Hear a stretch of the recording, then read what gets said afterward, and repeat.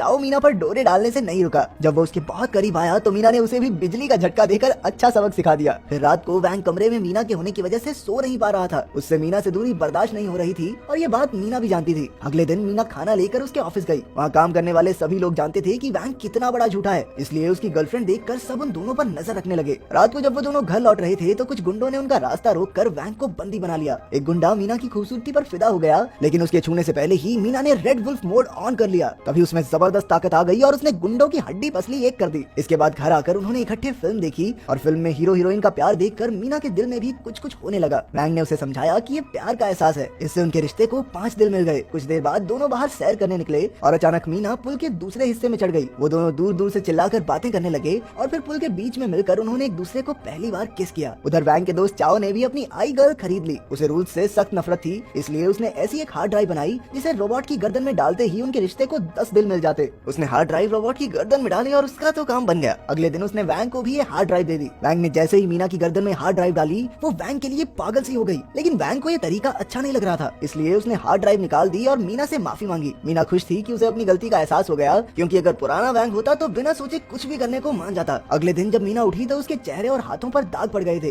वो काफी कमजोर हो गई थी क्योंकि उसमें सिर्फ 12 घंटे की बैटरी बची थी। असल में ये सब शहर की गंदी हवा की वजह से हुआ था। मीना की स्किन को अमेरिका में डिजाइन किया गया था, जहाँ के साइंटिस्ट ये हिसाब नहीं लगा पाए थे कि गंदी हवा में उसकी हालत बिगड़ सकती है। इसे ठीक करने के लिए मीना को 2 दिन तक पानी में रहना होगा। इन दिनों में वैंग ने उसका पूरा ख्याल रखा। इसी तरह उनके रिश्ते को ठीक तरीके से 10 दिल मिल गए और आखिरकार वो दोनों एक दूसरे के करीब आए। इसी तरह कुछ दिन बीते और फिर एक दिन अचानक वैंग को नौकरी से निकाल दिया गया, क्योंकि वो अपना काम समय पर पूरा नहीं कर पाया था। जब वो घर लौटा तो मीना ने उससे काफी प्यार से बात की, लेकिन वैंग को चिड़चिड़ापन महसूस होने लगा। उसने वैंग का ध्यान भटकाने की भी कोशिश की, लेकिन वैंग ने अपना पूरा गुस्सा मीना पर ही निकाल दिया। इसके बाद वैंग चाओ के साथ था, जिसने अपना रोबोट किसी और को बेचकर दूसरा ले लिया था। असल में पिछली रोबोट से उसका मन भर गया था। उसने वैंग को भी ऐसा ही करने को कहा। चाओ ने वैंग से ये भी कहा कि ज्यादा सोचने की जरूरत नहीं है उसके बारे में, रोबोट है वो, कोई असली लड़की नहीं है। वैंग भी उसकी बातों में आ गया और मीना के साथ बुरा बर्ताव करने लगा, लेकिन जल्द ही उसे अपनी गलती का एहसास हो गया और उसने अपनी हरकतों के लिए माफी मांगी। लेकिन मीना एकदम शांत रही, क्योंकि वो अभी भी सदमे में थी। वैंग पूरा दिन उसके बारे में सोचता रहा। उसे अपने किए पर बहुत पछतावा हुआ, इसलिए वो मीना के लिए गुलदस्ता लेकर उसके घर पहुंचा, लेकिन वो घर पर कहीं नहीं थी। वो एक खत छोड़कर गई थी जिसमें लिखा था कि वैंग अब उसे पसंद नहीं करता, इसलिए वो हमेशा के लिए यहाँ से जा रही है, क्योंकि वो उसकी जिंदगी में बोझ नहीं बनना चाहती। वैंग उसी वक्त कंपनी के ऑफिस में पहुंचा,